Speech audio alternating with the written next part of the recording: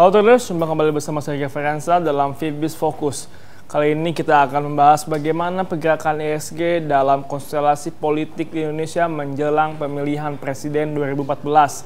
Kita tahu bahwa beberapa hari ini IHSG terpantau terkoreksi cukup tajam setelah mengalami penguatan yang cukup signifikan yang hampir menembus level 5.100.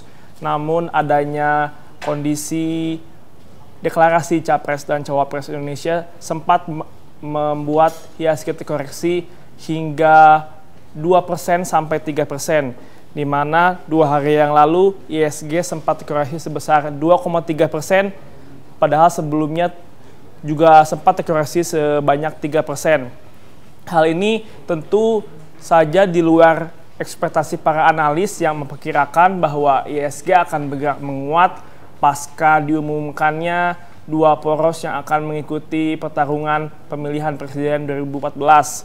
Namun, ada yang koreksi tersebut dinilai cukup menimbulkan spekulasi di mana koreksi ini merupakan adanya pola dari penguatan sementara yang akan ditunjukkan oleh IHSG dalam beberapa waktu ke depan.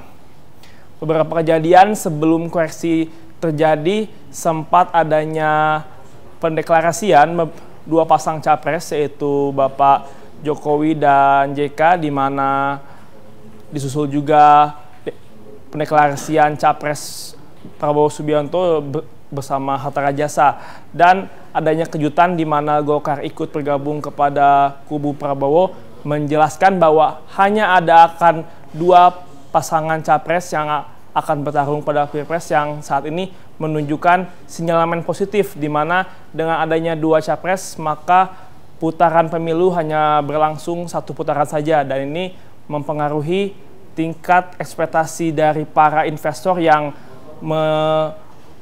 menyebabkan bahwa IHSG dapat tumbuh dengan positif disusul dengan ketidakpastiannya yang sedikit berkurang. Untuk pergerakan IHSG pada hari Senin lalu yang di luar dugaan ini malah terkoreksi secara adanya berita-berita tersebut. Namun hal yang anomali terjadi di mana net buy asing malah masuk sebesar 2,2 triliun, dan dana asing yang masuk ini merupakan yang terbesar sepanjang sejarah dalam perdagangan secara harian.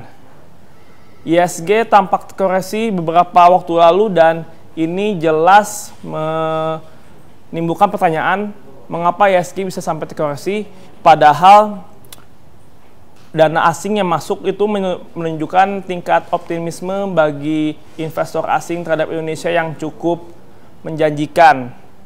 Berita ini sempat menjadi pola yang terulang sejak bulan Maret yang lalu, sejak Capres Jokowi diumumkan sebagai Capres dari PDIP. Hal ini juga mengakibatkan IHSG naik, namun setelah itu terkoreksi cukup tajam dan saat ini mampu membalikan keadaan. Sehingga kesimpulan yang bisa diambil dari kejadian dari pergerakan IHSG pada masa Pilpres ini adalah sebuah pola berulang yang menunjukkan adanya koreksi sementara terhadap IHSG dalam melakukan pergerakannya di masa-masa pemilihan presiden ini.